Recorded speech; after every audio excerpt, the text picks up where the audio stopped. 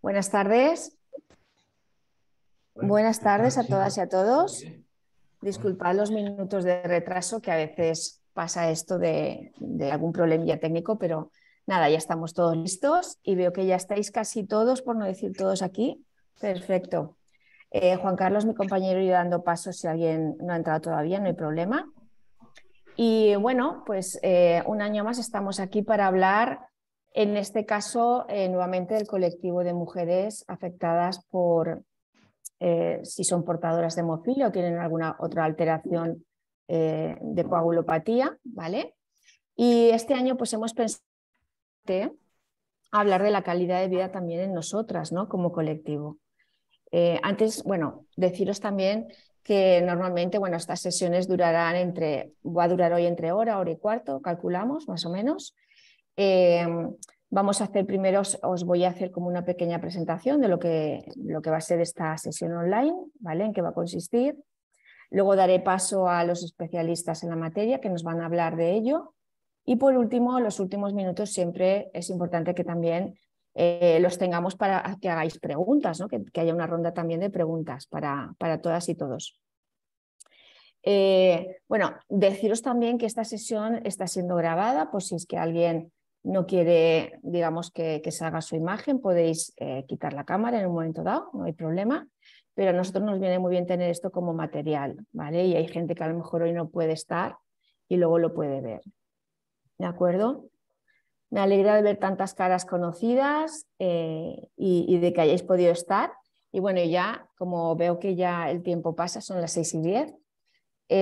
Resumiendo un poco, os cuento. El año pasado empezamos hablando un poco de lo que es el tema de la enfermedad, en nuestro caso, en la mujer. Contamos con la doctora Cid, que nuevamente está aquí. También veo al doctor Bonanat. Buenas tardes.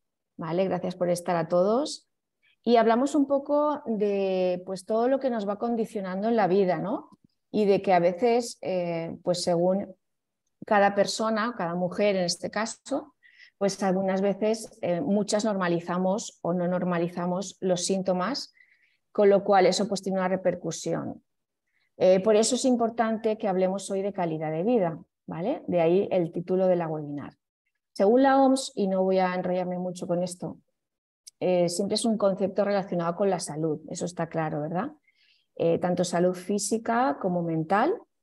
Y desde luego, en ella participan muchos condicionantes o determinantes, ¿no? Desde sociales, económicos, psicológicos, culturales, no hay duda, ¿no? Y habrá gente que piense que hay unos que influyen más, otros menos, eso ya cada cual puede opinar de una forma. Lo que es indiscutible es la percepción que tenemos como personas y como pacientes de nuestro bienestar. Y eso hay que tenerlo presente siempre, ¿vale?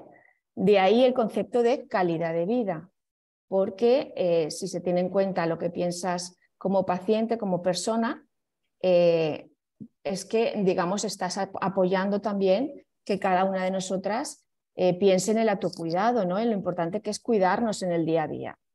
¿De acuerdo? De ahí esta sesión que pensamos que es muy interesante y que me apetecía mucho realizar este año. Pensamos que es interesante y además muy importante que nos vayamos informando cada vez más para concienciar. No solo concienciar a la mujer que tiene pues, este déficit de coagulación, sino a la sociedad en general. Tenemos que dar más visibilidad a este tema. Yo sé que últimamente se ha avanzado mucho en este sentido porque los especialistas, médicos, enfermeras, tal, están muy involucradas y trabajan codo con codo de una forma pues multidisciplinar o trabajo en equipo, como queráis decir. Y es importante eso porque muchas veces, como os digo, no se le da la importancia que tiene. Si ya empezamos el año pasado diciendo que existía todavía esa visión de la mujer portadora en hemofilia como simplemente transmisora de la enfermedad, cuando además no solo podemos transmitirla, sino también sufrirla. ¿Os acordáis? Y de eso ya hablamos. Luego, los especialistas de hoy también hablarán del tema, pues para saber lo que es normal y lo que no. No voy a entrar yo en esto ahora. pero sí daros cuenta de un detalle. Comentamos que Fedemo ya nos decía en el 2020 que hay unas 469 mujeres diagnosticadas siendo portadoras de hemofilia y unas 473, si no recuerdo mal, que tienen otro déficit de la coagulación. ¿Creéis que esto significa que no hay más mujeres que tengan este déficit o estas coagulopatías? Pues sí que las hay. Lo que ocurre es que están sin diagnosticar. Y es a lo que vamos, de ahí esta webinar. Lo importante que es el diagnóstico, ¿vale? Y sobre todo, pues ya siendo niñas, antes de la menstruación, de la primera regla, esto no se puede, ¿vale? Tanto si hay antecedentes como si no. Eso ya lo van a hablar después, no me voy a meter ahora en esto, pero sí transmitiros lo importante que es el tema de la percepción y el interés de cada persona y de cada mujer en este caso por su salud. ¿De acuerdo? Por último, comentaros el tema de la calidad de vida. Es verdad que ha cambiado mucho últimamente, que os voy a contar que no sepáis, de los avances que hay en medicación, ¿no? Últimamente. Sabemos el factor, lo que ha avanzado en general, el tema de la medicación últimamente, pues con factores de media y larga duración, factor subcutáneo, ahora pues con la terapia génica, ¿vale? Pero si aplicamos esto en la mujer, nosotras, incluso teniendo un nivel de factor alto, eso no significa, como ya vimos en las anteriores webinars, que no tengamos que acudir en el momento del especialista o que nos tenga que diagnosticar si no hay un diagnóstico, ¿vale? Por eso digo que es importante el concienciarnos, el saber si lo que nos pasa es normal o no. Entonces, no me voy a extender mucho más, ¿vale? Voy a presentar enseguida a los especialistas que para eso les hemos invitado hoy. Les damos sinceramente las gracias por participar, que sé que tienen una agenda muy apretada. Pero simplemente quería transmitiros eso, ¿no? Que es importante el saber tanto si somos portadoras sintomáticas o asintomáticas. Si tenemos alguna duda, que consultemos, ¿vale? Hay muchas mujeres, por ejemplo, también con von Willebrand. Eso es importante saberlo. Entonces, sabemos que a lo largo de toda la vida nos tenemos que ir cuidando de una manera u otra según nuestras necesidades. Cuando ya llegas a la etapa adulta, por ejemplo, con la menopausia, necesitamos digamos, tenemos otras necesidades, por decirlo así. Nuestro sistema, digamos, muscular, articular, se va a ver afectado y nos va a pasar lo mismo si somos portadoras como si no, o si tenemos algún déficit de la coagulación como si no, quiero decir.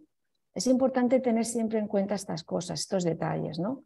De que siempre tenemos que transmitir que podemos seguir informándonos y ante cualquier duda consultar.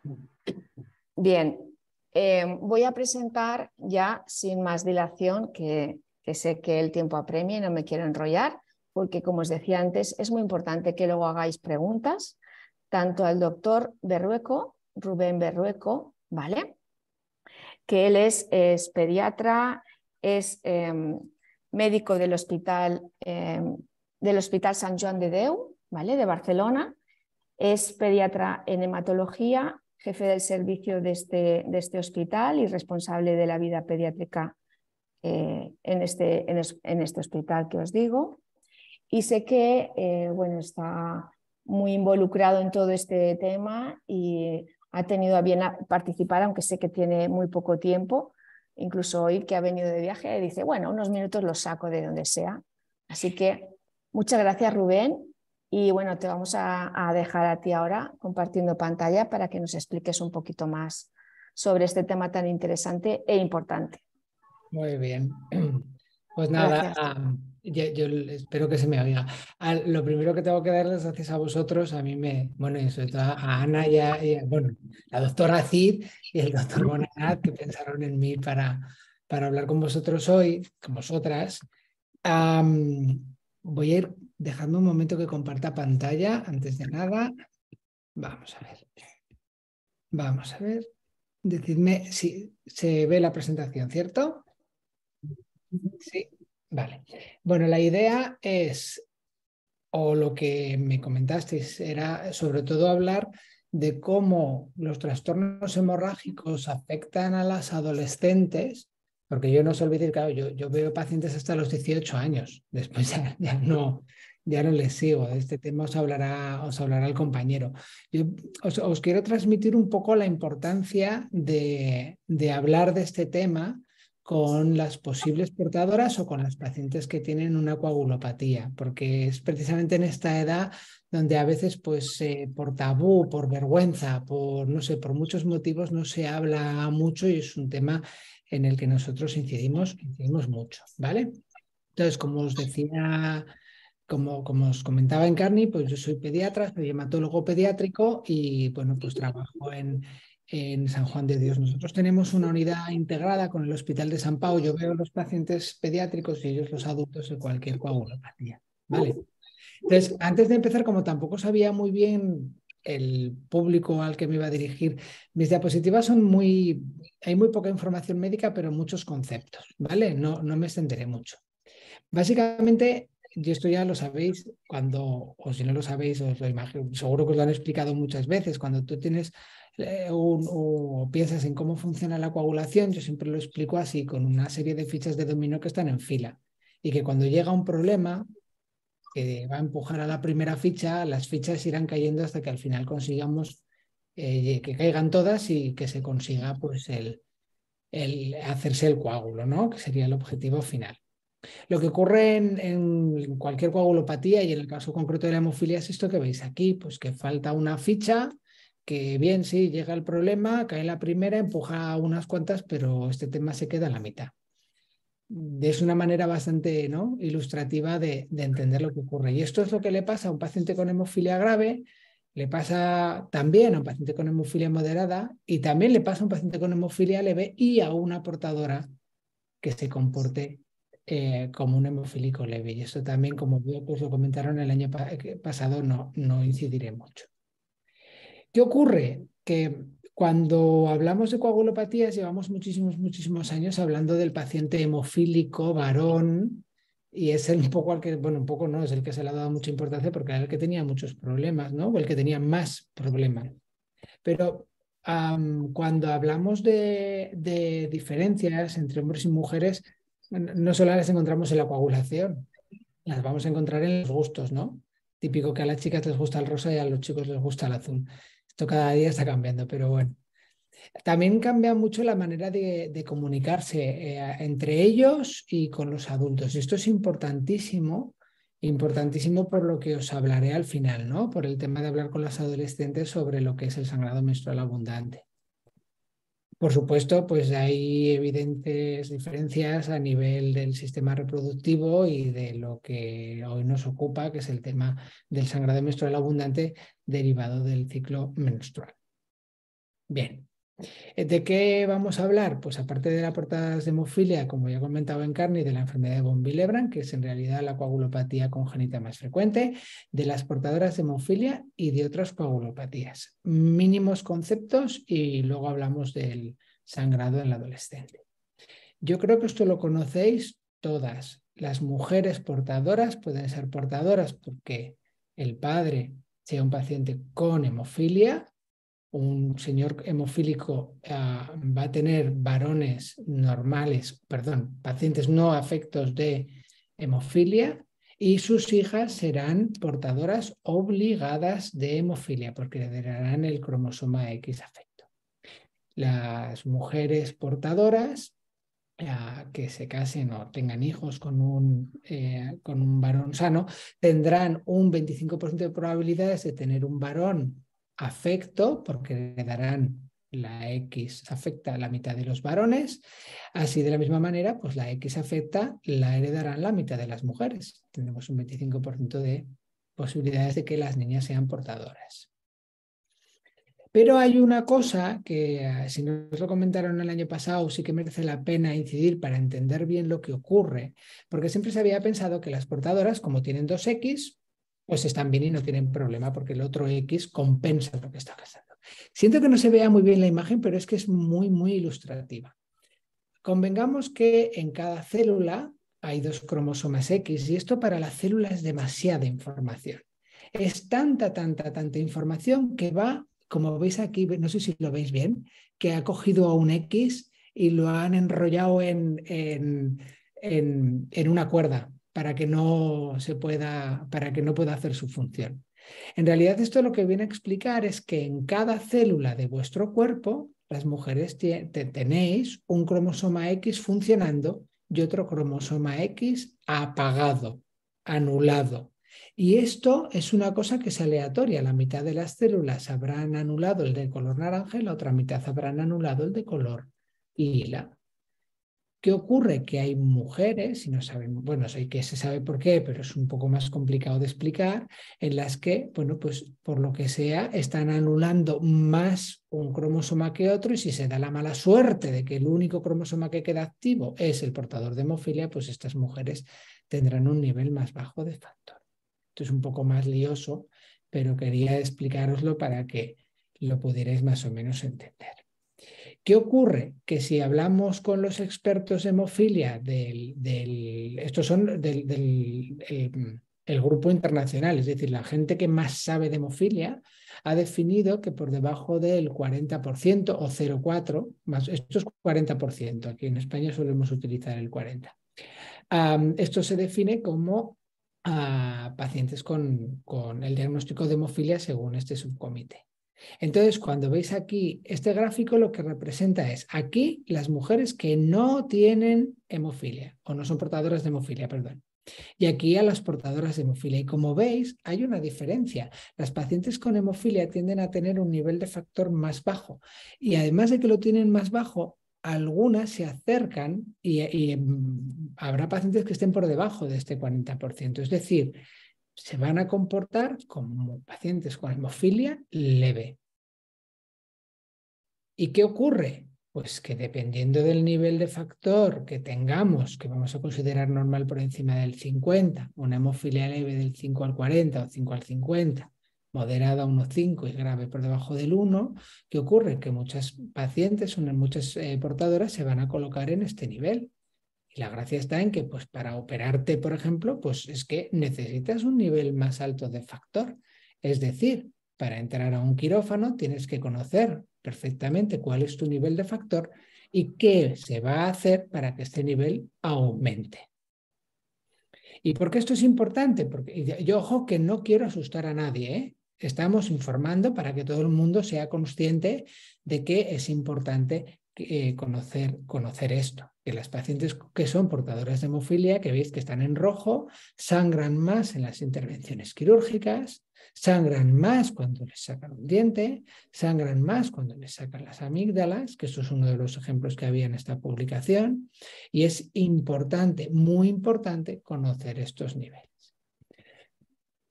Por lo tanto, es muy importante que todas las mujeres portadoras conozcan su nivel de factor 8, es importante que tengan un seguimiento periódico, especialmente si hay clínica hemorrágica. ¿Qué ocurre? Que parte de la clínica hemorrágica precisamente pues recae en el sangrado menstrual abundante, que comentaremos después al final. Pincelada de la enfermedad de von Willebrand. Esto que veis aquí de color lila son plaquetas que se están pegando porque ha habido un problema aquí, que se ha roto el vaso sanguíneo y las plaquetas han ido allí a parar el sangrado. Lo que veis de color rojo, que está enganchando las plaquetas entre sí, que les está ayudando a unirse aquí a la pared del vaso y entre ellas, eso es lo que se llama el von Willebrand, la molécula de von Willebrand. Es muy importante porque sin ella esta unión no es tan fácil. ¿Qué ocurre? Pues que es frecuentísima. Se habla que 1 o 3 personas de cada 100 la padecen. No todo el mundo tiene clínica, eso sí que es verdad, porque es curioso que depende de paciente, tienes pacientes que tienen más sangrado, otros que tienen menos, pero por lo que se caracteriza en la gran mayoría de casos es por esto que veis aquí abajo, porque los sangrados generalmente se producen en la piel y se producen en las mucosas. Yo en los niños lo que suelo ver es sangrados por la nariz, sangrados cuando le sacan los dientes y mucho problema con el sangrado menstrual abundante. ¿Y qué ocurre? Pues que todas estas proteínas que estáis viendo aquí en la pantalla, incluyendo esto de aquí, que es una plaqueta, cualquiera de estas cosas te puede fallar. Y si esto falla, pues tendremos un problema y el coágulo no se hará correctamente y podremos sangrar. ¿Qué ocurre? Pues que si en vez de la ficha que nos faltaba aquí con la hemofilia nos falla la primera, pues tendremos un problema. Si nos falla la tercera, la cuarta, la quinta, la que queráis, podemos tener un problema en cualquiera de estas fichas de dominó que tenían que caer.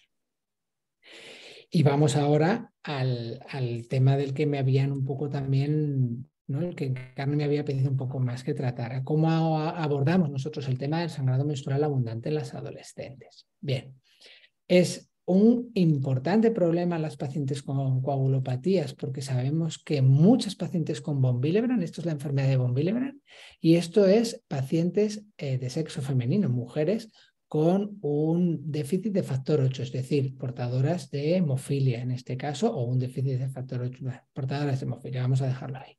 Como veis, estas pacientes tienen muchos problemas, tienen sangrado menstrual abundante, tenéis problemas en este aspecto y es importante que lo sepáis, que lo sepáis, no me sale la palabra, que os deis cuenta de que esto os puede estar ocurriendo, que lo comentéis con el especialista o con vuestro médico de cabecera o con el ginecólogo para poder poner una solución a este tema.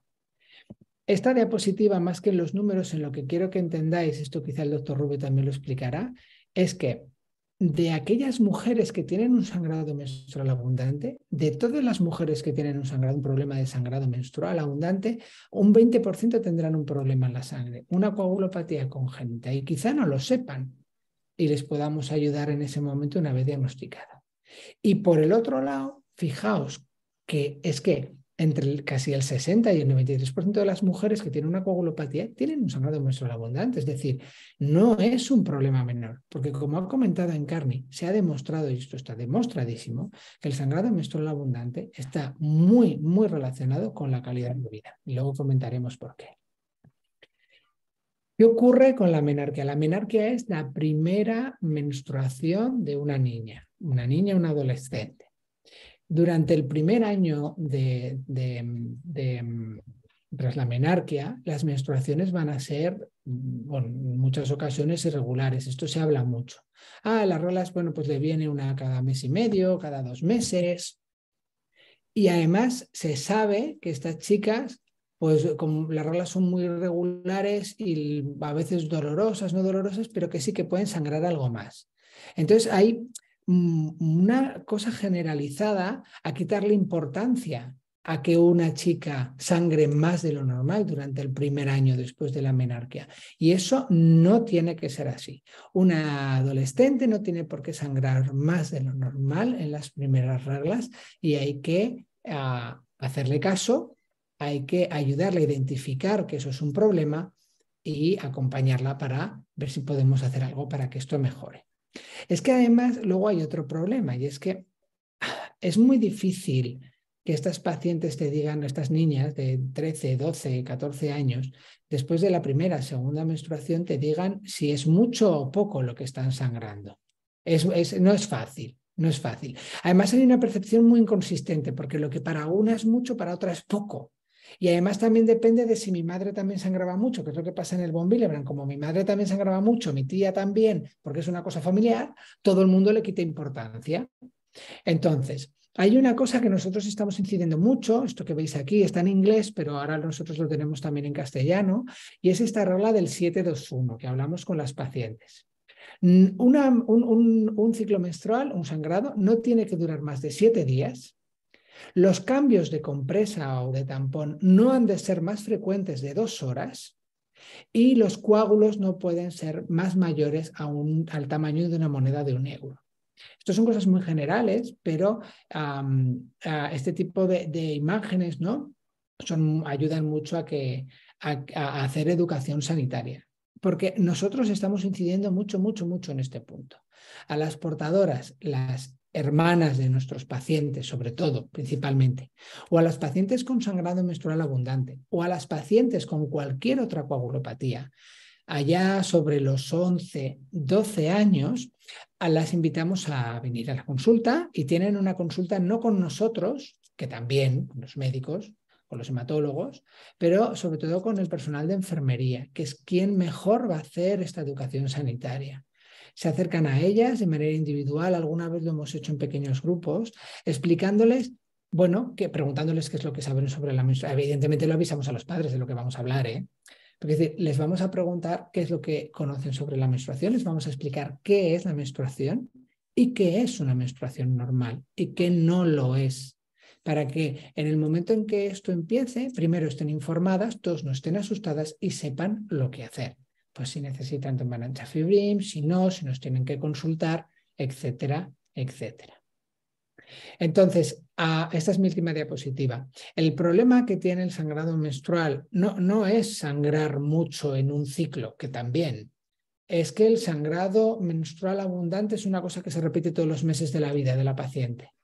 Y esto que al principio pues igual no tiene repercusión, sí que puede pues terminar conllevando una anemia, absentismo laboral y escolar porque tienen tanto sangrado que no quieren salir de casa. Esto me ha pasado con alguna. Al principio de las hospitalizaciones es menos frecuente. Pero sobre todo que se incide en lo que veis aquí arriba, ¿no? Que todo esto termina afectando a la calidad de vida de la paciente, porque tener una anemia crónica no es algo con lo que sea fácil convivir. Y que es muy importante pues, explicarles lo que es normal y lo que no, para que no retrasemos lo que vamos a poder ofrecer, ¿no? El tratamiento que podemos ofrecer a estas pacientes. ¿Vale?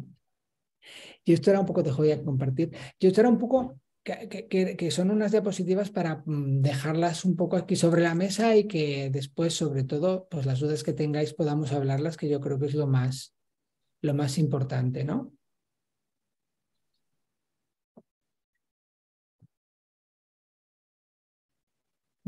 No sé si Encarni. Sí, gracias. Muchas gracias, Rubén, que no cogí el ratón bien.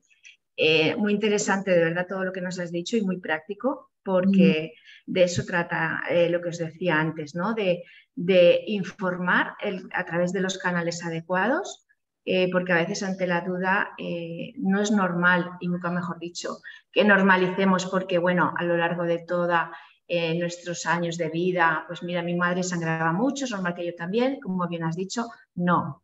Si la cosa se alarga, es cierto que, por ejemplo, en el caso de tener anemia prolongada, no se debe normalizar, como muy bien apuntabas.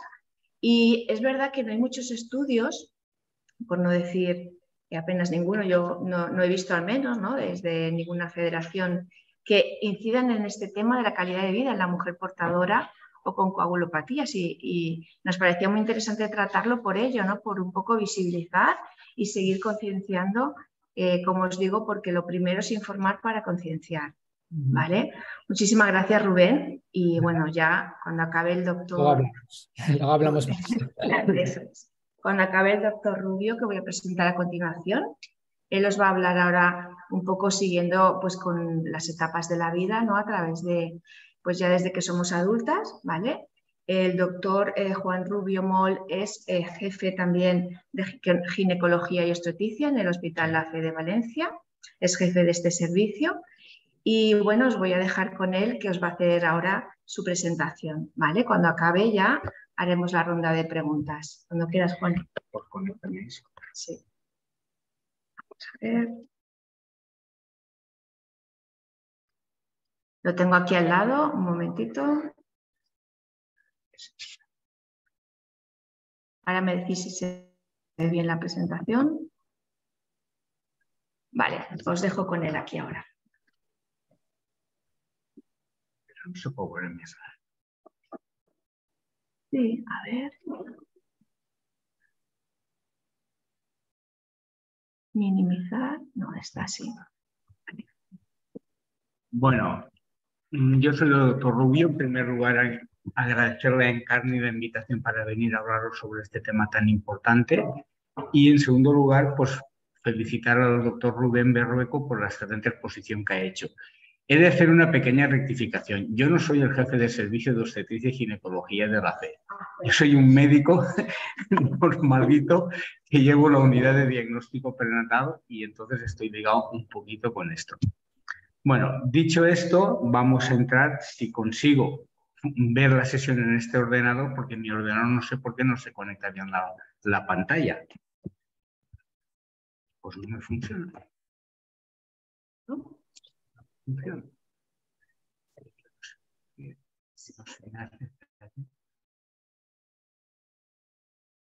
Es que no sé por qué no se va a ver.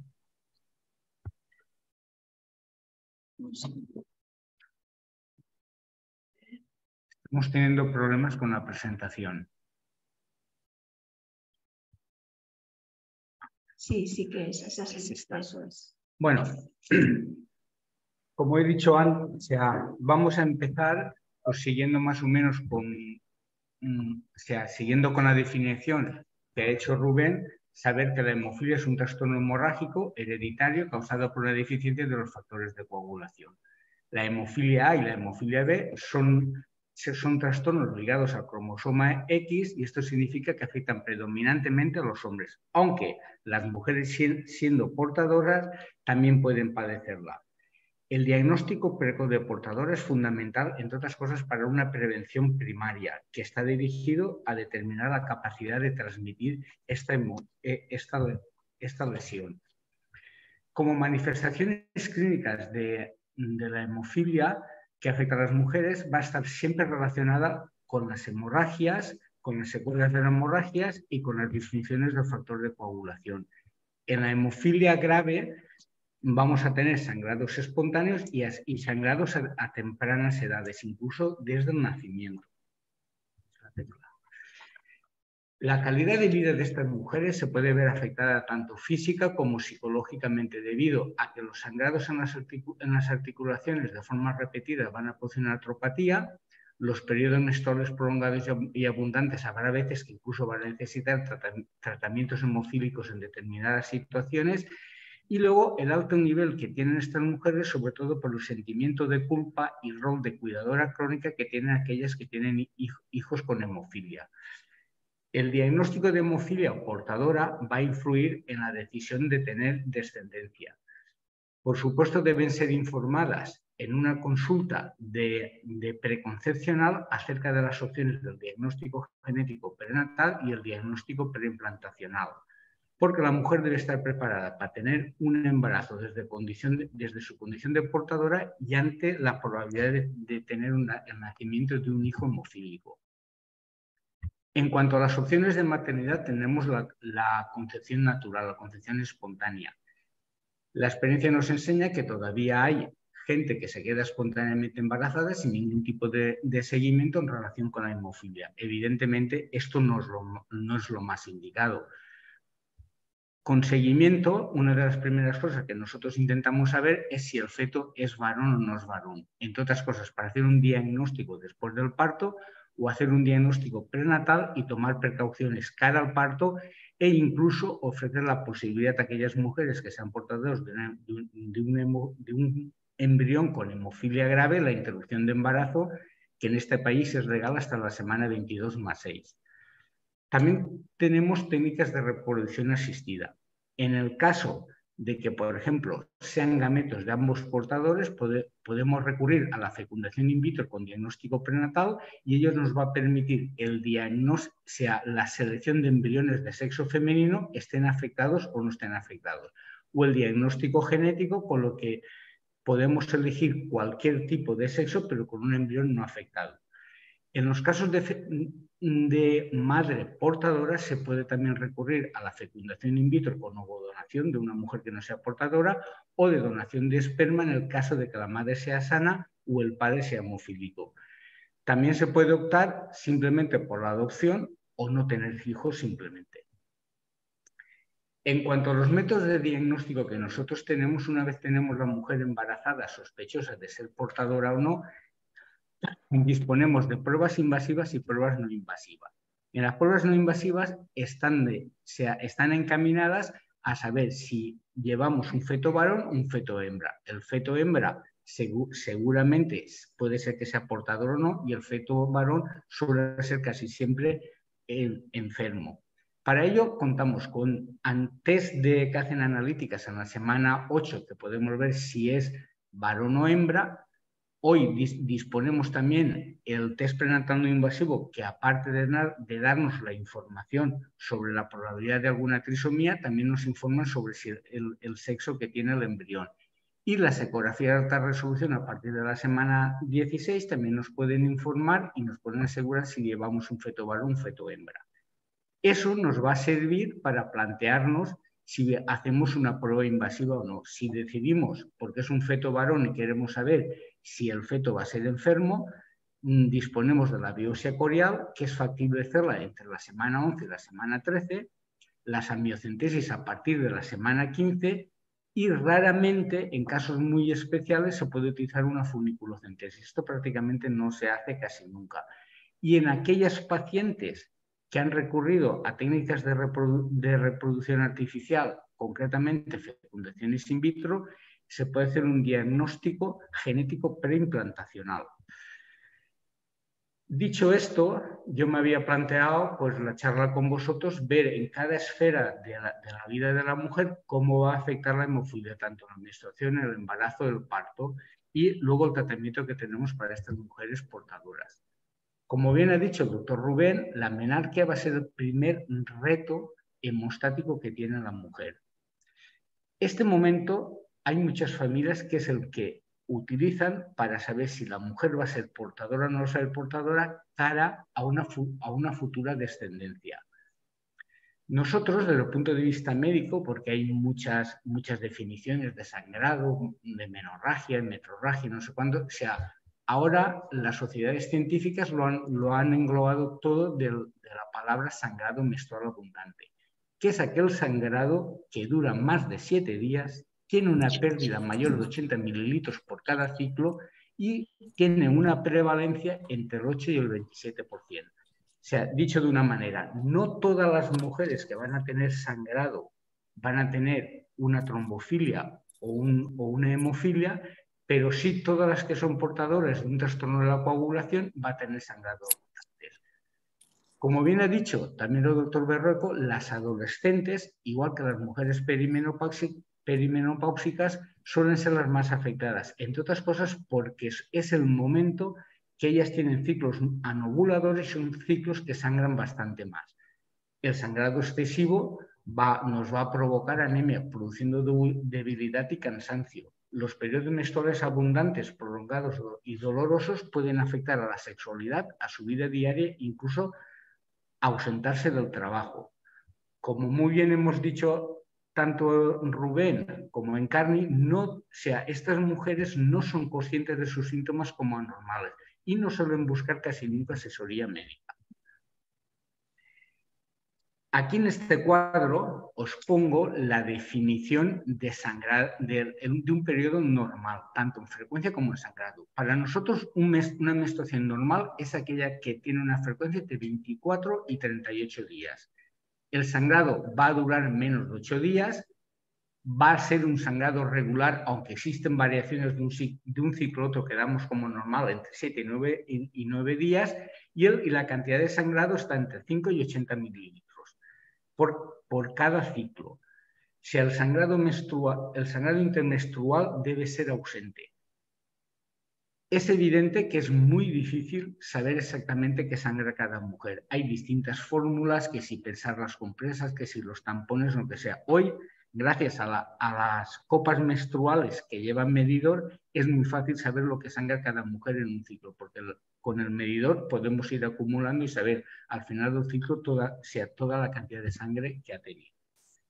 Ante cualquier sangrado anómalo, tenemos que plantearnos hacer un diagnóstico diferenciado. Para ello, la FIGO, ante los sangrados uterinos anormales, utiliza el acrónimo PALCOEM, que no es ni más ni menos que el descartar causas estructurales y causas funcionales. Dentro de las causas estructurales hay que descartar que la mujer, cuando tiene un sangrado menstrual abundante, no sea por un pólipo, una adenomiosis, un mioma, o que tenga un proceso maligno.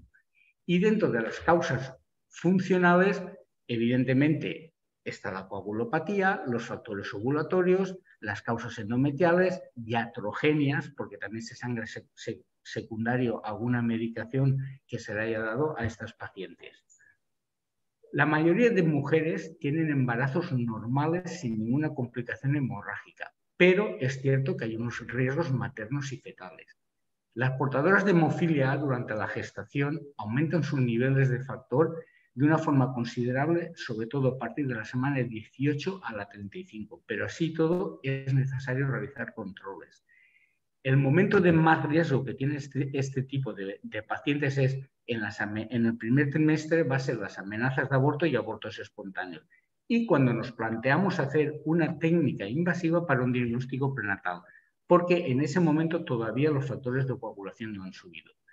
Sin embargo, durante el segundo y tercer trimestre, el riesgo más evidente va a ser el desprendimiento de placenta. Hay que tener cuidado con la hemofilia B, porque los factores 2, 5, 9 y 11 no sufren modificaciones en el embarazo. Entonces, cuando estas mujeres sangren en el embarazo o en el periembarazo, van a requerir lo más probable que un aporte hemostático específico. El parto, en la mujer portadora debe ser atendida por un equipo multidisciplinar y, a ser posible, en un hospital de nivel terciario. Determinar los niveles de factor de coagulación para reducir el riesgo de hemorragia excesiva durante y después del alumbramiento, y también nos va a permitir, según los niveles que tenga, si se puede aplicar o no se puede aplicar la anestesia epidural. No existe ninguna contraindicación para que el parto sea vaginal. Las cesáreas serán exclusivamente cuando hay una indicación obstétrica, bien desproporciones, sea situaciones transversas, presentaciones podálicas, cesáreas anteriores o que haya una contraindicación de parto de eso.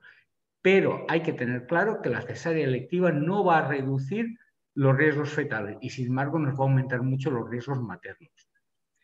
En estas mujeres se debe evitar un parto prolongado y, sobre todo, la monitorización fetal invasiva, o sea, los electrodos que se ponemos en la calota del feto, al igual que las tomas de pH para ver el desequilibrio ácido-base. Está totalmente contraindicado el parto instrumentado, o sea, el uso de ventosas y el uso de forceps en estas mujeres. Después del alumbramiento es el periodo que existe mayor riesgo de sangrado. El alumbramiento es en el momento que está saliendo la placenta y ese riesgo se extiende durante todo el puerperio, o sea, 5 o 6 semanas después. Hay que tener presente que la hemorragia posparto es una de las principales causas de muerte materna, tanto en los países subdesarrollados como en los desarrollados. Para reducir el riesgo de aparición de hemorragia en el posparto, empleamos el manejo activo, o sea, sustancias uterotónicas para que se nos contraiga ese útero pronto, y una tracción mantenida y constante del cordón umbilical para producirse el alumbramiento de la placenta lo más rápido posible. Esto es muy importante porque ahora estamos en la moda del parto natural, que no me pongan esto, que no me pongan lo otro, y sin embargo estamos sufriendo muchas hemorragias y muchos pospartos por culpa de todas estas cosas. Úteros que les cuesta mucho contraerse y alumbramientos que se alargan mucho. Las gestantes que sean sintomáticas con hemofilia deberían recibir una atención obstétrica bajo la colaboración de un obstetra especializado en el tema y un equipo de hematología especializado en hemofilia. En cuanto al tratamiento de las mujeres portadoras, tenemos 3 pilares: los agentes antifibrinolíticos, la terapia hormonal y el tratamiento quirúrgico. Antes de iniciar cualquier tratamiento, tenemos que saber exactamente cuál es la causa del sangrado menstrual abundante. En segundo lugar, habrá que valorar también el deseo genésico o anticonceptivo que tienen estas mujeres, la edad que tienen, las limitaciones del tratamiento hormonal que puede tener y las preferencias del paciente. Esto nos va a orientar a un tratamiento sintomático o etiológico de tipo médico o tipo quirúrgico. Nuestro objetivo va a ser la reducción de la cantidad de sangrado, corregir la anemia, prevenir la recurrencia prevenir las consecuencias a largo plazo de la no ovulación. En una palabra, mejorar la calidad de vida de estas mujeres. El primer tratamiento del sangrado menstrual abundante va a ser un tratamiento no hormonal, porque eso nos va a permitir ciclos ovulatorios. Está indicado en las mujeres que tienen un deseo genésico a corto plazo o hay una contraindicación para el tratamiento hormonal. Nos apoyamos en 3 pilares. Uno, el ácido tranexaminónico, que como veis, estáis viendo, nos produce una disminución del 50% del sangrado y tiene un grado de recomendación A. Luego, los AINES, el ácido mefenámico y el naproxeno, que nos reducen el sangrado un 30% también con una indicación A, y el etansilato, que solamente nos produce una reducción del 20% y tiene un grado de recomendación B. En cuanto al tratamiento hormonal, sea esto que parece en cuadro que sea muy engorroso, pero lo vamos a resumir en nada, vamos a tener 2 tipos. El tratamiento hormonal combinado estrógenos-progesterona o gestágenos solos. O sea, estrógenos con gestágenos en función de la cantidad de estrógeno que tengamos y el tipo que gestágeno utilicemos, sea tanto derivado de la testosterona, derivados de la espirolactona o derivados de la progesterona, vamos a tener anticoncepción de primera generación, de segunda, de tercera y de cuarta, con más o menos efecto androgénico. En este momento, recordar que lo que realmente va a reducirnos el sangrado y va a tener un efecto anticonceptivo van a ser los gestágenos. Los gestágenos nos van a producir una atrofia endometrial porque van a impedir la acción estrogénica proliferativa del endometrio, transformando precozmente este endometrio en secretor y así se provoca una decidualización y adelgazamiento del endometrio. Esta es la función y cómo funciona el gestágeno. En este cuadro que os pongo está puesta la medicación y el gold estándar para tratar este tipo de pacientes. Para nosotros el gold estándar va a ser el DIU medicalizado con progesterona. El DIU medicalizado con progesterona, concretamente con levonorgestrel, nos va a reducir un sangrado prácticamente hasta un 97-98%. Tiene un grado de recomendación A y, aparte de que tiene una acción de larga duración, es anticonceptivo. Sin embargo, los gestágenos solos, dados a dosis altas de forma secuencial o solamente en fase lútea, vamos a conseguir una disminución del sangrado, pero, ojo, no van a ser anticonceptivos. Sin embargo, el gestágeno dado en pauta diaria todos los días, en forma de implante subdérmico o en inyecciones trimestrales, nos van a reducir un sangrado prácticamente hasta un 50% y van a tener efecto anticonceptivo. La combinación del valeriato de estradiol y dienogest, o sea, una cuarta generación de anticoncepción, nos va a reducir un sangrado hasta un 90%. Tiene un grado de recomendación A y es también anticonceptivo. Y la combinación de estrógenos y gestágenos de baja dosis nos van a reducir el sangrado un 70% y también va a ser anticonceptivo y tiene un grado de recomendación B. Como toda medicación, tiene riesgos y beneficios. El gestágeno está indicado en mujeres que tengan contraindicado el uso de estrógeno. Y esas mujeres son las fumadoras de más de 35 años, en el posparto y la lactancia que está contraindicado el dar estrógenos, mujeres que tengan migrañas, en los factores cardiovasculares de alto riesgo está también contraindicado y en hipertensas también. Las mujeres que desean una cobertura antibiótica a largo plazo les va muy bien. Disminuye también el riesgo de EPI y luego hay que tener también presente que tiene un efecto protector contra el cáncer de endometrio. Sin embargo, nos van a producir alteraciones del sangrado menstrual, cefaleas, síntomas más o menos androgénicos en función de qué gestágeno utilicemos, quistes de ovarios funcionales, dolor de mama y dolor abdominal. El tratamiento quirúrgico del sangrado menstrual abundante lo vamos a reservar para el tratamiento específico de patológicos de procesos estructurales. O sea, si tenemos un pólipo, haremos una polipectomía. Si tenemos un mioma, una miomectomía. Si tenemos un proceso maligno, según el tipo de cómo, pues o bien extirparemos el útero o bien haremos otro tipo de cirugías. Cuando no haya patología estructural, utilizaremos el tratamiento médico el tratamiento quirúrgico cuando hay un fracaso del tratamiento médico o existe una contraindicación. Para ello nosotros tenemos dos técnicas. Una, la ablación endometrial, que consiste en destruir el estrato funcional del endometrio para que no sangre y no responda a los ciclos, que eso se puede hacer de muchas maneras, desde agua caliente, electrocoagulación, radiofrecuencia, legrados abrasivos, y cuando todo esto falle, en segunda línea tenemos las histerectomías. Normalmente, yo he de deciros una cosa, que desde que disponemos de los DIU medicalizados, muy poquitas veces tenemos que hacer una histerectomía o una ablación endometrial que no responda a esto. Porque yo, así a bote pronto, no recuerdo de haber hecho histerectomías desde hace unos cuantos años por haber fallado esto.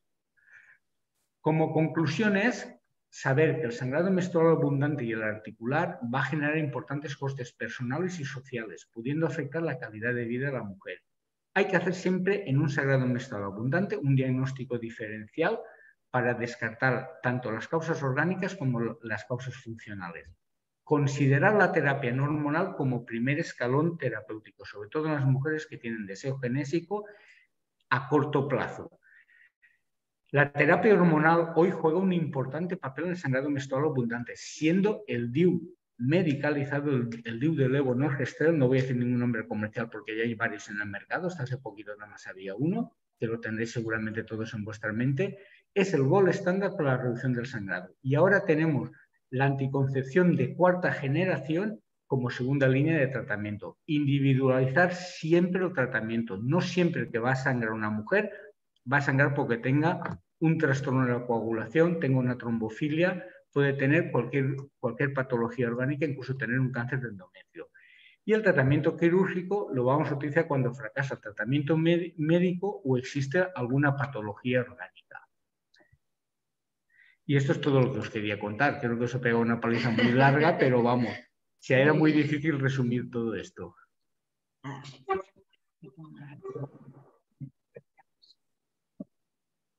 Vale, muy bien, Juan, muchas gracias. Yo creo que nos has aclarado bastantes dudas a todos y a todas.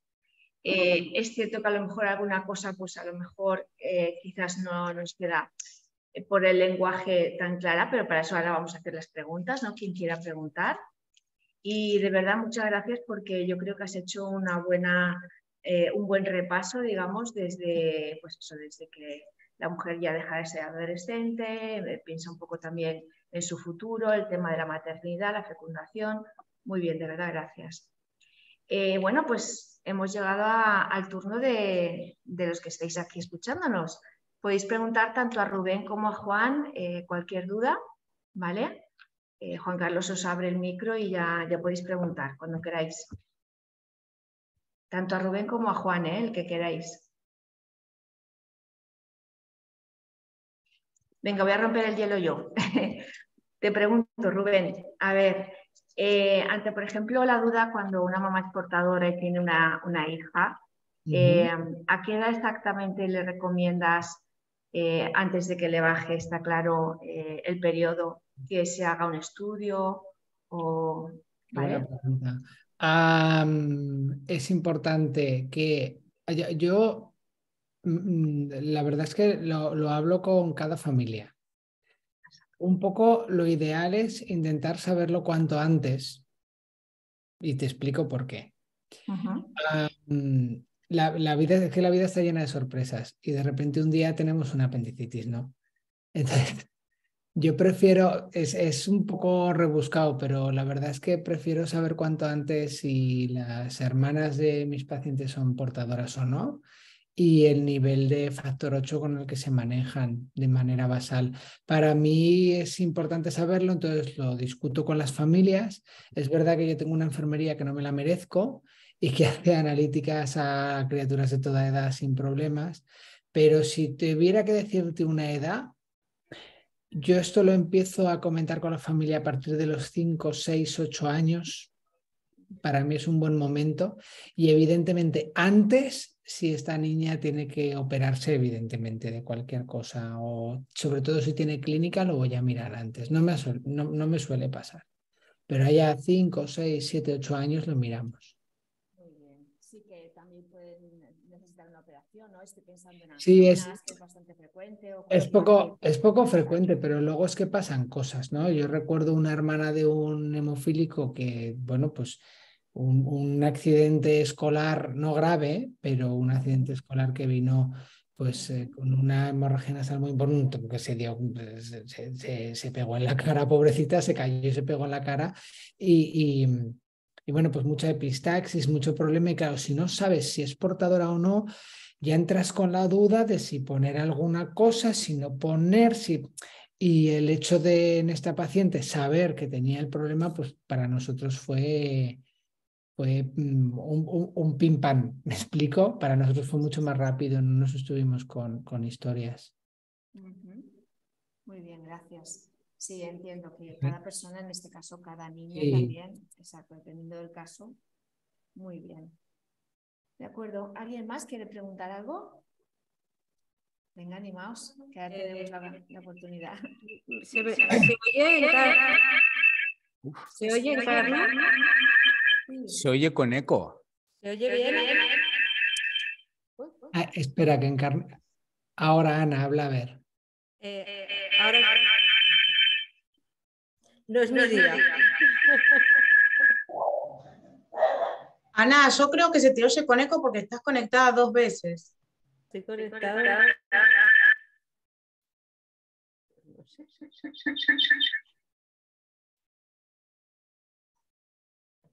Si se puede bien. Hola.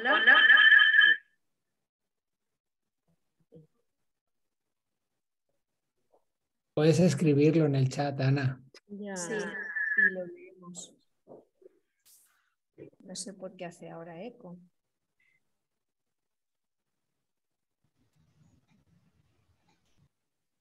Ahora no se oye. Hola.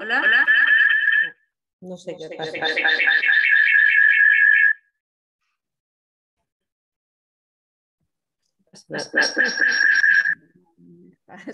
Lo dejas, vale.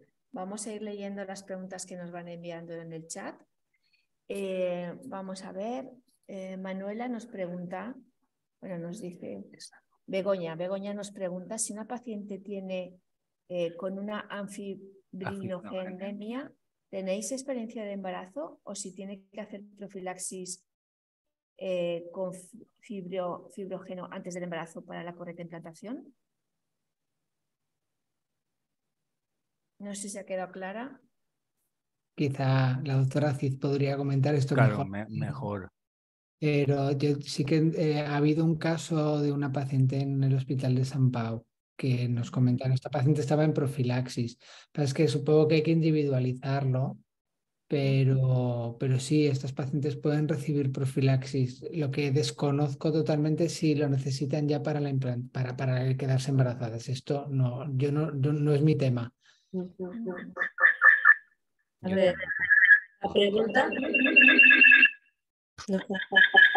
Hacemos una cosa, para que no haga este eco, el que quiera preguntar, ¿vale? Que levante la mano, ¿vale? Que aquí tenemos en reacciones abajo, ¿vale? Levantamos así el dedo, la manita que sale, y así silenciamos a todos menos al que va a preguntar, para que no haga eco a todos, ¿vale?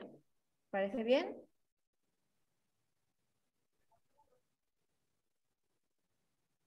Porque es por esto, si no, no entiendo por qué hace eco, es por eso. Será. Doctora Cid, ¿puede hablar ahora? Hola, ¿ahora? ¿Me oís bien? Ahora sí. Como estaba un poco con el tema aquí, he entendido que si en una fibrinogenemia es necesario hacer profilaxis durante todo el embarazo e incluso antes de, ¿no? Antes de cuando uno empieza a desear tener descendencia. Si es una fibrinogenemia, normalmente sí que se suele hacer profilaxis durante todo el embarazo, porque sí que está descrito el riesgo de aborto. Entonces, de forma habitual, cuando la paciente llega a la consulta y nos explica el deseo de querer quedarse embarazada, solemos empezar un poco la profilaxis, sí. No sé si estrictamente para el momento de la concepción sería necesario, porque ya te digo, el número de pacientes que tenemos con la fibrinogenemia como tal son poquitas, pero sí que cuando expresan su deseo de quedarse embarazada, normalmente empezamos a poner profilaxis. O cuando ya han venido y están embarazadas, desde luego ahí sí que ponemos para todo el embarazo. Lo que dicen los expertos es que necesitas como unos niveles muy altos de ese fibrinógeno, los cuales a veces son muy difíciles de conseguir con la profilaxis.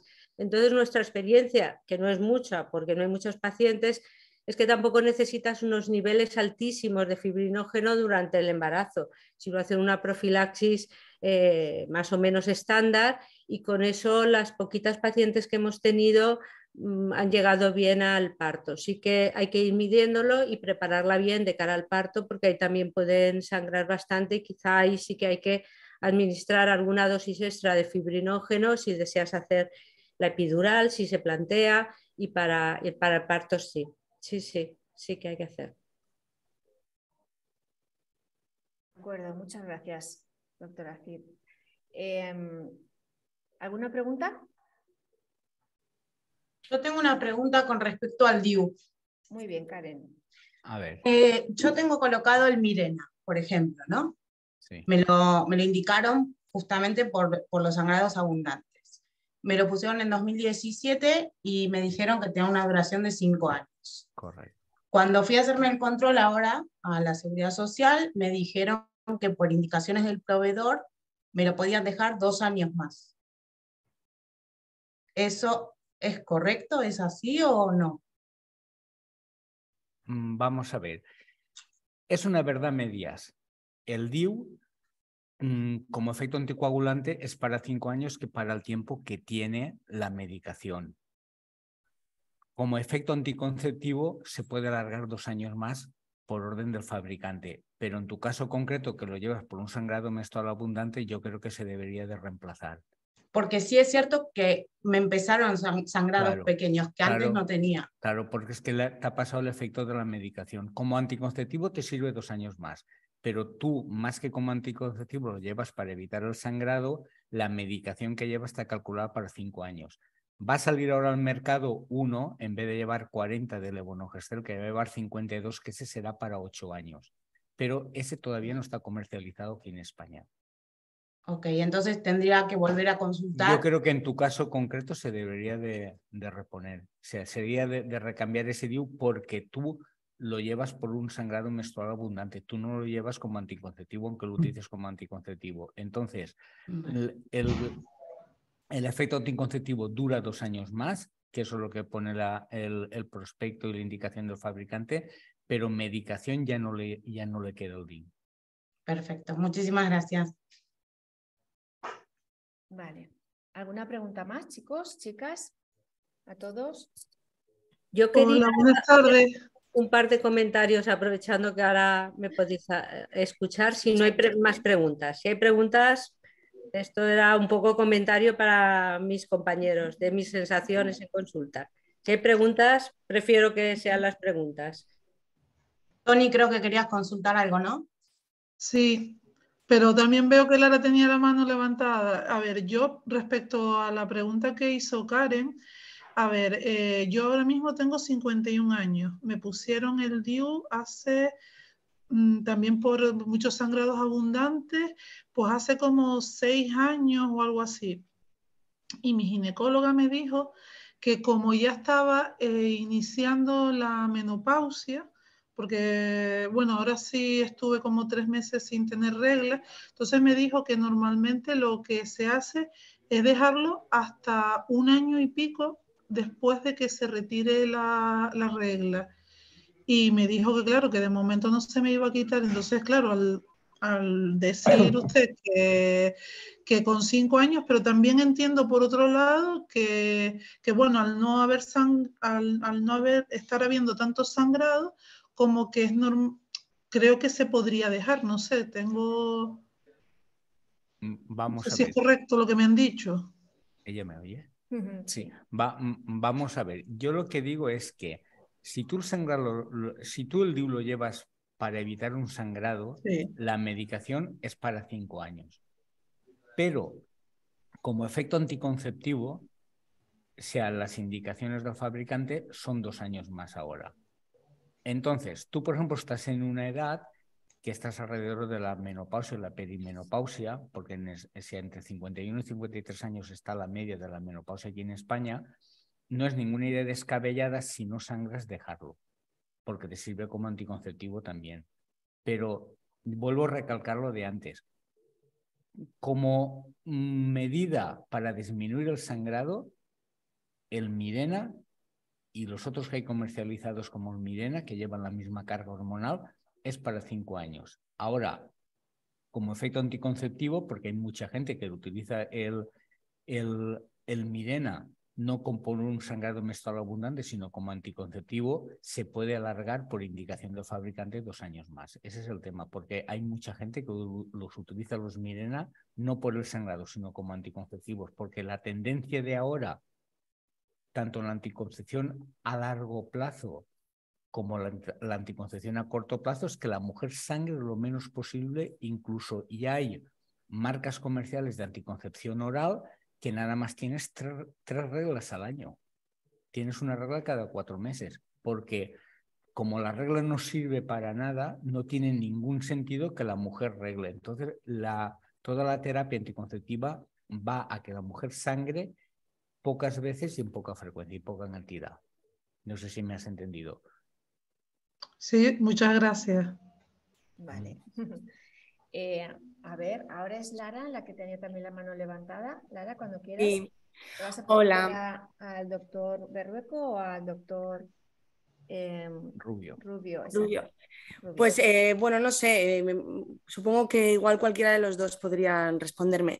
Mi duda es con mujeres o con niñas, igual con niñas más, pero bueno, en general, tienen una posible coagulopatía, pero que no está diagnosticada, que no sabemos, pero tienen un sangrado muy abundante. ¿Cómo es la derivación al servicio de hematología? O sea, ¿cómo acceden a hematología para que le puedan hacer las pruebas, para que puedan ver sus niveles de factor en sangre? Tiene que ser desde ginecología, cuando presentan esas reglas abundantes. Ellas mismas pueden ir a su médico de cabecera y solicitar que se les derive. Es que no sé muy bien cómo se hace para que lleguen a esta hematología. Bueno, pues todo eso depende del medio en que te muevas. Claro. Hay hospitales, por ejemplo, que los pediatras se hacen cargo de las niñas hasta los 18 años, como ha comentado perfectamente el doctor Berrueco. Entonces están dentro de la edad pediátrica, entonces a través de ellos podrías acceder. Hay otros hospitales que la patología ginecológica infantil lo llevan los ginecólogos. Todo depende en el ambiente que tú estés, cómo está estructurado. Concretamente en el hospital que yo trabajo, iría a pediatría y harían alguna interconsulta nosotros si tuvieran algún problema o algo, pero no irían directamente a ginecología. No sé si te he aclarado con eso. Sí, es que es tal cual, ¿eh? Lara te llamabas, ¿verdad? Sí, claro. Es tal cual, es que depende mucho de dónde te muevas, porque a nosotros nos llegan las pacientes desde el ambulatorio, muchas por anemia, y luego nosotros estiramos y encontramos el sangrado menstrual debajo, y otras veces nos vienen desde endocrino por sangrado menstrual abundante también. Es que también es verdad que mi hospital es muy especial porque trabajamos hasta los 18 años con los pacientes, pero lo mejor, si desde luego el punto de entrada en España al menos es el médico de cabecera, eso seguro, y desde ahí tanto gine como hemato o una doble derivación, que es lo que yo también me encuentro muchas veces, que las envían a los dos sitios. y desde ahí. también se pueden manejar. Vale, sí, bueno, es que al final la preocupación es el hecho de que se pasen muchos problemas de coagulación, porque no son bien diagnosticados, o sea, no se derivan a donde se tienen que derivar de origen, quiero decir. Que cuando ¿sabes? Que cuando empiezan a tener esos problemas no se planteen que puede ser un problema de la coagulación. Y esa es la preocupación, claro que sí, de los... pero depende un poco, también hablo, yo al menos hablo por Cataluña, que es donde yo trabajo, pero los ginecólogos de aquí también bueno, al menos es que a mí me derivan desde ginecología porque están muy concienciados de que si tienen una paciente en edad pediátrica que tiene mucha clínica, le hacen estudio analítico y nos lo envían, ¿eh? Es decir, es que es un poco complicado porque no sé exactamente en qué ámbito te mueves tú, pero ámbito me refiero a zona geográfica, pero es esto, estoy de acuerdo contigo. El problema es que muchas veces estas pacientes pasan desapercibidas, se les quita... Yo de verdad que tengo una bandera que la llevo siempre que voy a cualquier sitio y explico la importancia de hablar con las adolescentes y preguntarles y no trivializar el sangrado menstrual abundante, porque se trivializa muchísimo. Ay, bueno, eres pequeña, bueno, eso ya es así, ¿no? Esta cosa de que es normal sangrar mucho, pues no, lo siento mucho, pero no. No. Sí. Ya, bueno, es que yo en la realidad en la que estoy, de hecho, a las chicas ni siquiera se les quiere hacer la prueba, porque en la unidad de genética y demás no quieren hacer la prueba hasta los 18 años. Entonces, claro, tenemos un problema terrible, porque... Bueno, pero una cosa es una cosa es el test de genético y otra cosa es dosificar el factor 8. Sí, eso sí. El factor 8. Entiendo las implicaciones que tiene el tema del estudio genético. Esto es un tema muy, muy interesante también para discutir, pero en la dosificación del factor 8 sí se puede hacer. Eso seguro. Está el doctor Monanata ahí con la mano levantada, ¿eh? Sí. Ahora le damos paso. Vale, muchas gracias, ¿eh? Muy bien. Santiago, cuando quieras. No, nada.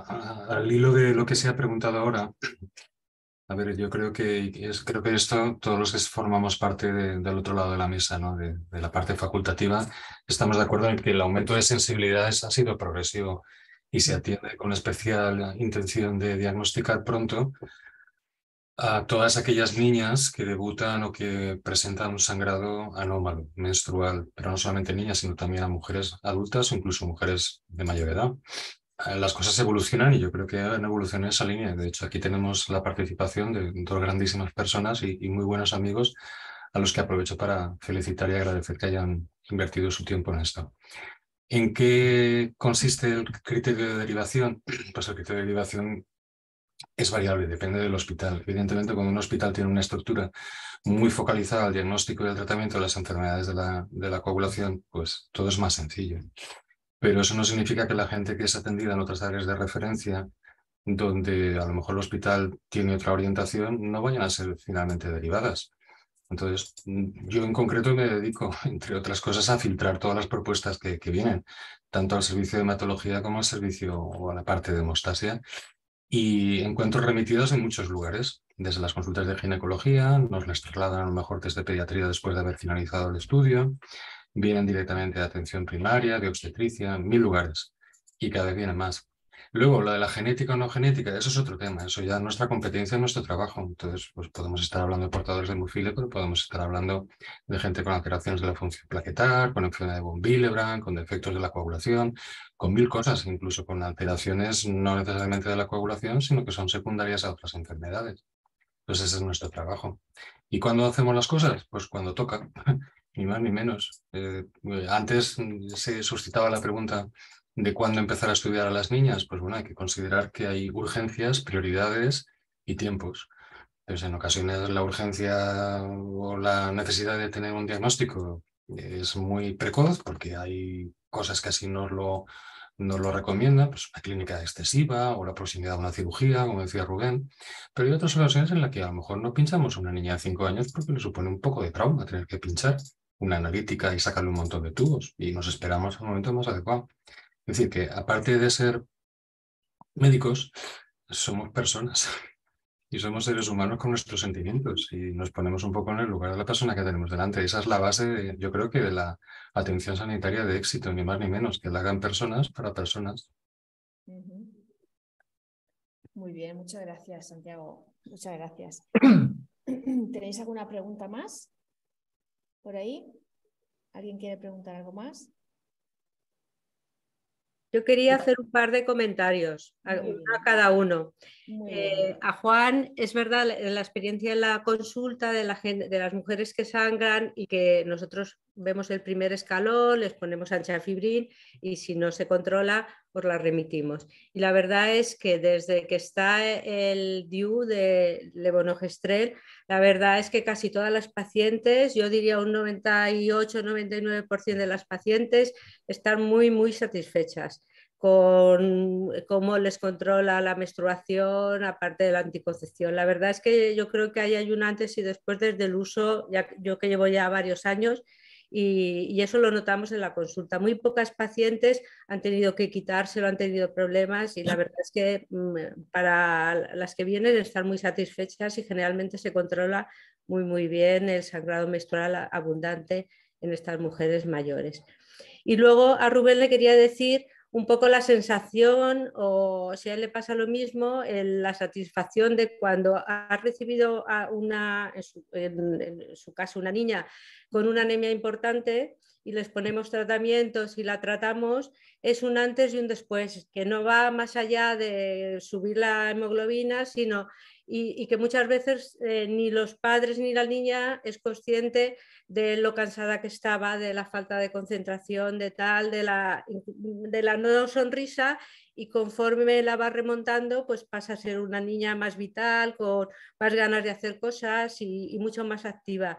Y hasta que no pones ese tratamiento y mejora, no se da cuenta de todo lo que le pasaba anteriormente. Y es muy curioso y es muy satisfactorio en la consulta cuando eso lo experimentas y ves la mejoría tan radical y cómo mejora su vida, es verdad. Tal cual, tal cual, tal cual. Muy bien. Pues qué buenas noticias nos das, porque me encanta todo lo que has dicho ahora, Ana. En este sentido, vamos avanzando. Cuando hablamos de calidad de vida en la mujer portadora o con otra coagulopatía, la que sea. También hay más preguntas. Vale. Yo, Ana, lo que acabas de decir sobre el DIU de levonorgestrel, estoy totalmente de acuerdo. No te imaginas la cantidad de histerectomías que ha evitado el DIU de levonorgestrel y de transfusiones y de todo. O sea, es una de las cosas mejor pensadas que hay. Y si es verdad que se va a comercializar el de 52 picogramos, que va a ser para 8 años, tienes que reemplazarlo menos veces. Y la verdad que yo también, bueno, mi experiencia personal es que es maravilloso.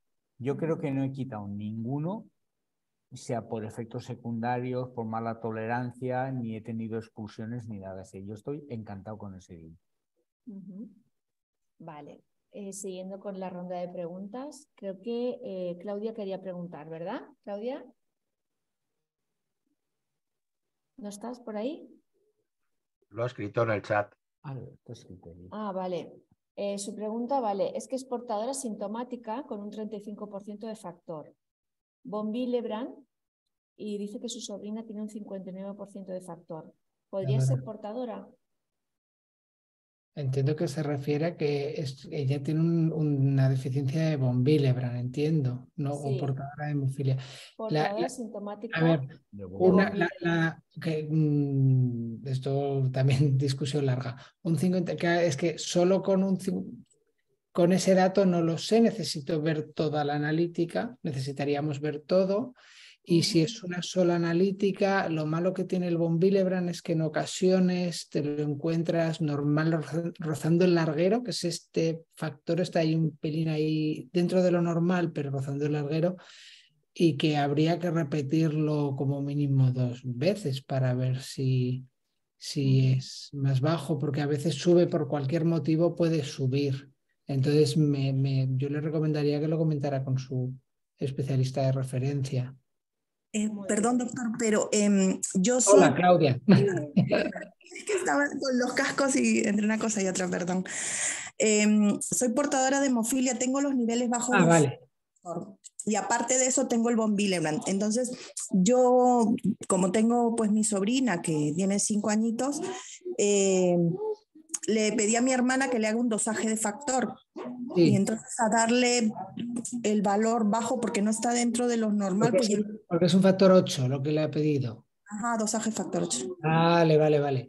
Hombre, pues la verdad es que ¿podría ser portadora? Sí, entiendo que su hermana también es portadora. Es que no se ha hecho ella dosaje. No se ha hecho. Claro. Lo primero sería saber si su hermana es portadora. Hombre, puede serlo. Con un 59% de factor, pues tranquilamente puede serlo. La respuesta es sí. No sé si Ana y Santi opinan lo mismo. Podría serlo, sí. Pero... Sí, bueno, ahí es que es curioso porque, bueno, curioso, o puede ser por la frecuencia, es portadora de hemofilia y al mismo tiempo parece que tiene la enfermedad von Willebrand, tiene dos cosas.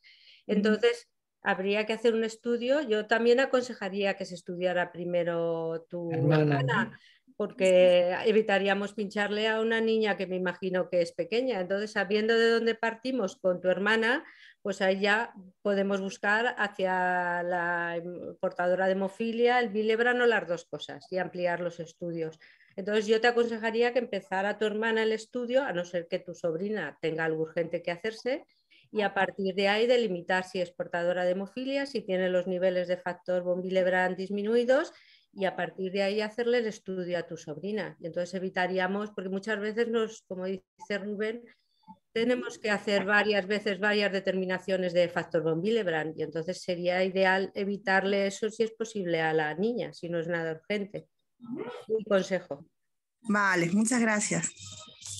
Gracias, Ana. Es verdad que a veces también podemos tener no solo un déficit de la coagulación, se dan casos, como apuntaba la doctora Cid, en que además podemos ser, por ejemplo, portadoras en hemofilia y tener otro déficit de factor del que sea. También se ha dado, es menos frecuente desde luego, pero las hay. Nos pregunta José Francisco, no sé si está por aquí todavía, que en el caso de mujeres portadoras de la tercera edad, cuando hay un diagnóstico de demencia senil a causa de microinfartos a nivel cerebral por presión arterial alta, ¿es recomendable también un anticoagulante? El que quiera contestar. Pues bueno, creo que nos toca más a Santi o a mí, sí. porque tú eso no lo ves. Hombre, si hay una indicación de anticoagular, tú pones en una balanza riesgos-beneficios, pero si hay una indicación de anticoagular y los valores de factor 8, imagino que si es portadora, están normales o no están muy descendidos, normalmente con unos niveles mínimos de factor 8 hay que sopesarlo y probablemente tenga que anticoagularse si hay indicación de anticoagular, ¿vale? Porque sí que la hemofilia leve, que es donde tenemos experiencia, con unos valores determinados, pues un 20, un 30%, pues ya empezamos a atrevernos a antiagregar y anticoagular. Entonces, si ella es portadora y supongo que sus valores pues, no bajarán de un 30% o una cosa así, y tiene una patología que necesita anticoagulación, pues se puede valorar la antiagregación y la anticoagulación. Estos son tratamientos individualizados que decimos. Nosotros tenemos que ver antecedentes de un lado o de otro y hacer un balance, pero probablemente si se lo han indicado haya que hacerlo viendo también la otra parte, la parte hemorrágica, pero es posible, sí, casi seguro. Muchas gracias. Muchas gracias, Ana. ¿Alguien quiere preguntar algo más ya para ir acabando? Porque solamente quería añadir una cosa, Encarni, que los tratamientos no están en función de un diagnóstico global, sino siempre en función de un diagnóstico personalizado. Entonces, el uso de agentes antitrombóticos, que son, como dice Ana, o anticoagulantes, el síndrome o cualquier otro parecido, o antiagregantes, aspirina, depende de la situación. Y luego hay que recordar que el tratamiento no es un objetivo. El objetivo es lo que el tratamiento consigue, que en este caso una persona con una afectación neurológica debida a isquemia cerebral, lo que se está intentando es prevenir la progresión y el deterioro mayor, con lo cual lo que hay que hacer es aplicar tratamientos que reducen la capacidad de coagular la sangre en el sistema circulatorio cerebral. Y que puede ser perfectamente posible utilizar una portadora, que creo que es el mensaje que un poco nos están pidiendo. Sí, no, está claro. Hay que partir, como decís todos, de ese tratamiento personalizado. Pero precisamente por eso estamos informando de que ante cualquier sospecha, duda, no sigamos a lo mejor normalizando algo que está ya, digamos, prolongándose mucho en el tiempo, no solo anemia, sino pues a veces desgaste articular, como bien decíais, pues de otros tipos también. Y según la edad que tengamos, es importante que tengamos siempre esa información, ¿no?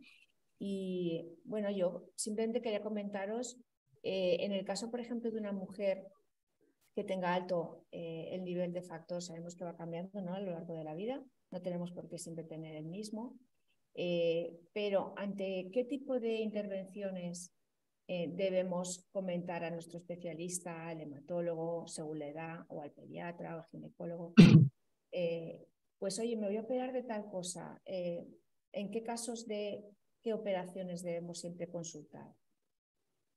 Esto para decir en general, ¿no? Cualquier intervención, sea desde sacarnos una muela o ponernos un empaste. Yo así de entrada, o al menos así le digo a mis pacientes, yo creo que es importante, bueno, un empaste, es decir, sobre todo una cirugía mayor, desde luego, es que eso no hay discusión. Una cirugía mayor lo tenemos que saber. Y una cirugía menor, sobre todo las dentales, yo prefiero enterarme. Pero en general, lo bueno es que en las consultas también vas a poder hablar con el especialista de estas cosas, que también es que, ¿sabes qué pasa? Que no es lo mismo una portadora con un nivel de factor más alto, más bajo, etcétera, etcétera, ¿no? Pero cirugía mayor yo creo que sí que es importante. Sí, desde luego. Muy bien. ¿Alguna pregunta más queréis hacer por ahí? ¿Alguien? ¿No? Yo sé que esto daría para mucho más, ¿no? Pero tampoco queremos robaros más tiempo. Sé que estáis muy liados todos, tanto Rubén, ¿vale?, el doctor Rubio, Santiago, lo sé. Agradezco de verdad que hayáis estado este ratito aquí con nosotras y nosotros, porque es verdad que pensamos que es necesario, ¿no?, seguir visibilizando y concienciando de que nosotras también somos parte del colectivo de la asociación, y por eso el invitar, como el año pasado, a todas las asociaciones que han podido esta tarde unirse con nosotros, que están desde Canarias, ¿verdad?, Valladolid, bueno, desde un montón, lo sé. O sea que muchas gracias también a vosotras y a vosotros por conectaros y estar aquí. Y bueno, nos vemos en la siguiente webinar, si no tenéis más preguntas. ¿No? Bueno, pues muchas gracias de verdad a todos. Y bueno, pensamos que es una forma de seguir haciendo asociación y crecer como colectivo. Santiago, perdón, sí. No, estoy aplaudiendo. Estás aplaudiendo. Ya pensábamos aquí, Juan y tú y yo, que querías preguntar de nuevo. No, bueno, hay una cosa que no la he entendido, pero no, es una broma. Bueno, es que ha tenido algún problemilla ahí con el ordenador y nos hemos puesto No ha habido manera de conectar la cámara, entonces estamos compartiendo ordenador. No pasa nada. Pues muchas gracias a todos, doctora Cid, Santiago, a todas las que estáis. Y Armando, claro, a todos los que estáis aquí. Y bueno, esperamos seguir haciendo encuentros como este tan productivos. Muchas gracias. Adiós. Buenas noches. Gracias a todos. Chao.